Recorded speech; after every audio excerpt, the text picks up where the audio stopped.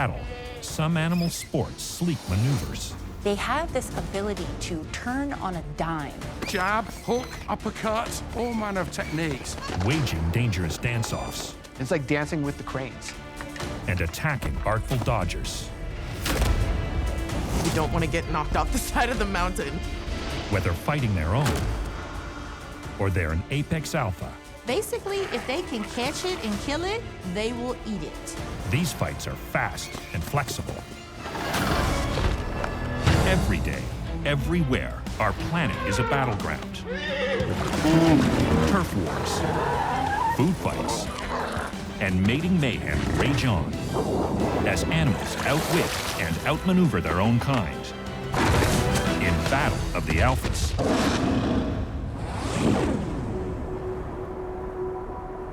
Every spring, the lazy English countryside transforms into an agility arena. There's fur flying, there's paws everywhere. It's punching, it's jab, it's a hook, it's an uppercut, back fist, all manner of techniques. There's a lot riding on this matchup. The right to mate is on the line. And this fight is not actually between two males. This is actually the female saying, oh no, we are not mating right now. It's ultimate female power. But how did it come to this? Well, to start, she's the type who likes her space. Brown hares are solitary creatures. They're much happier on their own, and the only time really they seek company is in the spring when they want to mate. They learn to fly solo from a young age. Babies are called leverets. A mom will have 3 to 5 in each litter. As soon as she gives birth to them, she will split up her litter and have them in specific areas and only ever go to feed them once a day. Having them all together would increase their chances of getting preyed upon. Beyond feeding, there's not much maternal care. A mom's life yo-yos between boxing matches and quickly raising her litter. Something astonishing is that females can become pregnant with another litter when they're already pregnant. But not only that, they also can potentially have a litter, some buns in the oven, while they are taking place in these boxing matches. She is one tough cookie. By 6 months, the leverets are fully grown and have reached sexual maturity. That's when their love brawls begin. It's springtime. The testosterone is building up. They're starting to get into mating mode. And females who actually physiologically don't come into estrus quite as early as males do, they are not interested. And so it's kind of a matter of not only, no thank you, not tonight, honey, I have a headache. It's, hi, honey, you're gonna have a headache because I'm going to punch your lights out if you try and have sex with me right now. This female is on high alert. Unlike smaller rabbits that we think of in burrows, these ones live out on the plains, exposed to predators and whoever else is out there. And there's a lot out there, including multiple suitors.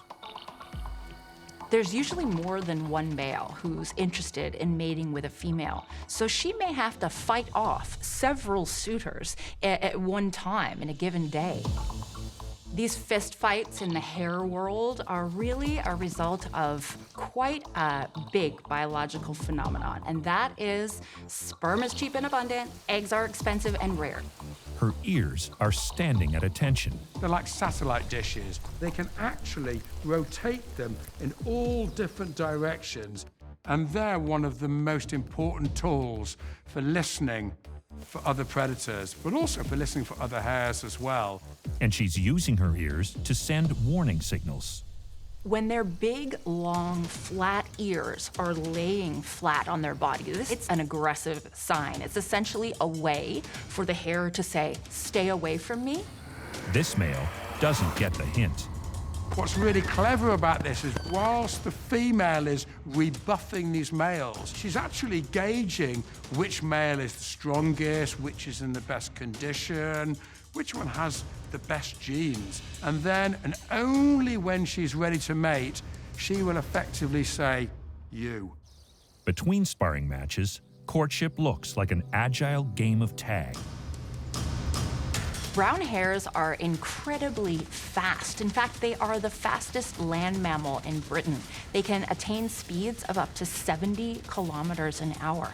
And they're not just fast. They have this ability to turn on a dime, to be able to switch directions in an unpredictable way. Hares can run at speeds of 37 body lengths a second, trumping cheetahs that can only achieve 23 body lengths a second.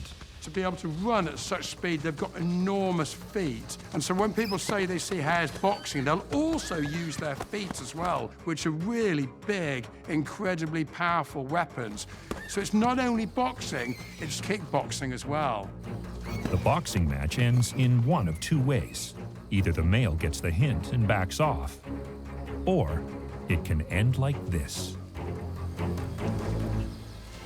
Certainly the female hare is mightily impressive. But let's give a shout out to the males. They're the ones getting rebuffed. Imagine just trying to get lucky and getting punched in the face every time. It's gotta be tough. Nobody likes to be rejected. All is fair in love and war. And for the nimble brown hare, love and war are two sides of the same coin.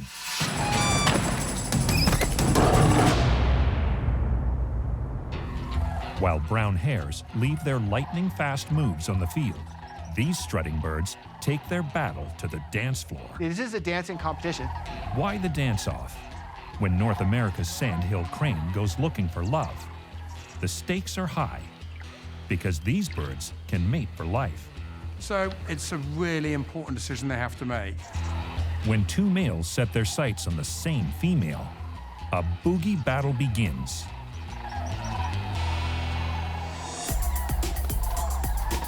They don't fight to the death. It's their killer moves that matter. It's like dancing with the cranes. They all do different things to try to stand out. The head held high, wings out, making themselves look tall, jumping up as high as they can. The Sandhill crane has quite a repertoire of dance moves. They are assessing each other. They've got a look in peak fitness, and that shows that they're healthy, they've got good genes. It's not just about looking good, it's about dancing good. It's almost like a kind of 70s disco floor, like Saturday Night Fever. Showing off to females, like, look how strong I am, look how flexible and maneuverable I am, I'm gonna be a great mate. Eyeing up the competition, things get interesting when two males are evenly matched. Don't forget, these are really big birds. They can easily reach up to 5 feet. So using that height to make themselves look as imposing as possible, spreading their wings out. Quite often they'll drop their bill in a really aggressive, gaping pose. Their intimidation isn't just physical, it's audible. They use the sounds as a means of intimidating potential rivals. They sound how you would imagine a pterodactyl would have sounded. They've got this beautiful, bugling, rolling call that sounds like a series of rolled R's. To show off to the other males that they're gonna be the better fit here because look how amazing I sound. When neither bachelor backs down, things escalate. That's when the feathers really get ruffled. And they have this procedure called a ruffled bow. They'll actually puff out their neck feathers and they'll do this aggressive bow to the other male. And they do everything to make themselves look as big and as menacing as possible. When the intimidation tactics fail, this competition gets physical. So when things really get to the boiling point, they will actually jump out in the air. And it's a move that's called the jump rake. And leap at the other male with their feet first to try to get them right in their chest. The toes are actually long and the claws are sharp. All the time the female's watching, seeing what's going on, saying, I wonder which male I'm going to choose. Where the females see suitors, the males see red. They got that bright red forehead crown. Those aren't feathers. That's actually their skin. But when they get really excited or agitated, it becomes more vibrant. And that really is that red warning flag that says this crane means business. Outdanced, this rumba rumble is done. Now the champion dancer and mate need a place to nestle down. But that's no easy task. They can also be extremely territorial and aggressive. They may well use that exact same territory each year. It's important real estate. Like, that's where they find their food. That's where they're gonna raise those chicks. So if you have a rival pair crowding in on your home, you have to do something about it. And the only thing worse than being attacked by one of their own is being attacked by two of them. The pair will work together to defend their territory from other rival pairs. Of course, the amazing repertoire of dance moves are not just used between males to fight for females. Male and female will use them in concert to protect their nesting territory. They'll do lots of posturing, lots of vocalization. They'll puff out the neck feathers. They'll spread out the wings. They'll flare the red crown. So they'll have all of these signals to tell the other pair, you need to leave. But if the intruders don't take off, things really kick off. If that pair does not take the hit, then it's a pair working together. They will go after them and they will jump right at them. The final nuclear option involves the animal throwing up its 2-meter wingspan. This jump rake is a high-energy maneuver. It only lasts 2 or 3 seconds, and it may do it a number of times before it finally beats its competitor. The Xers beating up on the millennials. That's what's happening here. Those are the ones, they know how to work together, they know how to dance together, they know how to fight together. But year on year, it will get more and more difficult as you get older to hold that territory. For now, the limber couple can get back to their own special slow dance.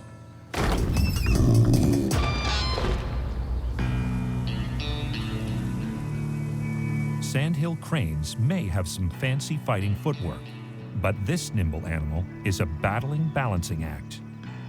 High on a hill stood a lonely goat, a wild ibex goat to be precise.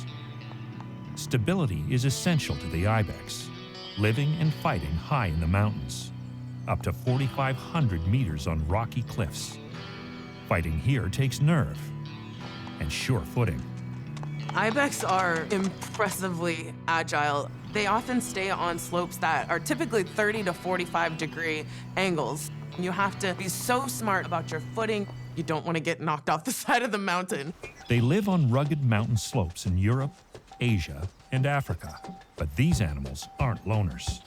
Ibex actually live in, they call it sexually segregated populations. Females and offspring hang out in one place, and males hang out somewhere else. They try their best to be as peaceful as possible just because of the sheer danger that they face every day. But each year before the females come into season, these buds become arch rivals. Access to females is determined by dominance. The alpha male will be at the top spot, and he will get the most access to females and the most possibility for reproduction. In early winter, as the breeding season approaches, it's time to figure out who is the alpha. And this is how it's decided.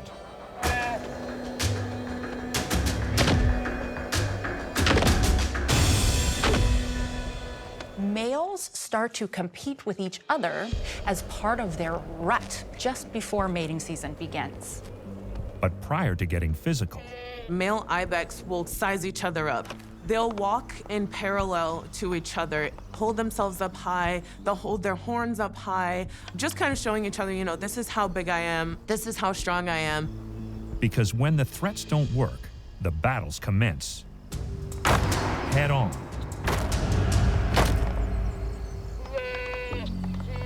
Their prime weapon is their horns. They're not like antlers that continue to regrow. They have one set of horns through their entire life. Each year, another ridge appears on these horns. It's sort of like the growth rings on a tree. But you can also look at their social status and the types of interactions that they've had over their lifetime by looking at their horns, because you'll see some damage in there. Some older males will probably have the tips of their horns missing. Made up of a core of bone, and covered by a layer of keratin. They can grow to over 1 meter in length.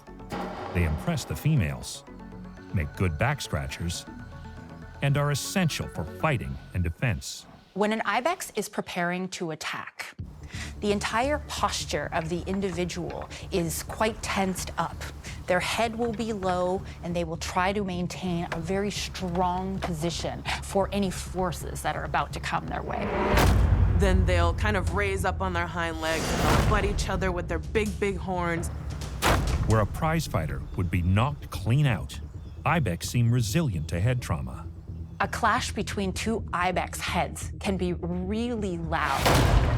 It's enough to make you think they are scrambling their brains, but the horns are attached to the skull in such a way that there is a buffer so that these immense blows are actually not reaching the delicate tissues of the brain.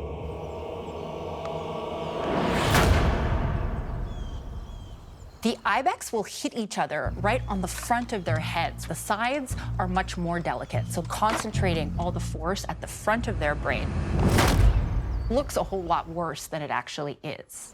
With tough skulls for protection, it takes tactics to win. The ibex will interlock horns with each other during these fights. Any possible way to get the advantage on your opponent, even to tire out your opponent. Not to mention that you are on a mountainside when all of this is taking place. Even on these treacherous terrains, falls are extremely rare. They're specially equipped to avoid a deadly slip. Their hooves are split into 2 toes that can work independently. This helps climbing steep inclines, as they are able to grab onto rock edges. The outer edge of the toe is hard for strength, while the sole is soft and rubbery, which allows it to absorb irregularities in the terrain, working a bit like a suction cup. If one individual can be higher on the rock face, this is a distinct advantage. Positioning is huge. He can just drop down with the full force of his body, and that gravity is gonna help him put the other one at a greater risk of falling off of the rock face. In battle, the best defense is to be prepared and look the competition up and down. Ibex have excellent eyesight. Their horizontal pupil shape gives them the panoramic view of the habitat around them. When ibex look down, their pupils stay parallel to the ground, like a spirit level. This means their view of the world stays the same, no matter how they move their head around. Having a wide field of vision is critically important, not only for watching out for predators, but also watching out for fellow ibex that are coming to knock you off your game. These duels can last for an hour. Usually the way that this ends, they're not too proud.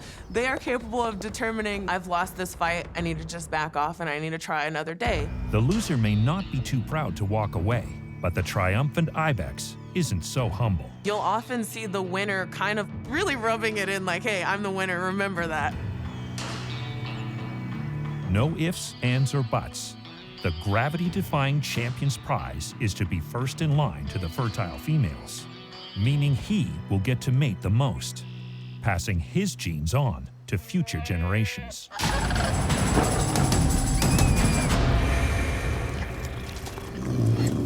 All species fight their own kind, but for the top of every food chain, there is no contest. This is an apex alpha.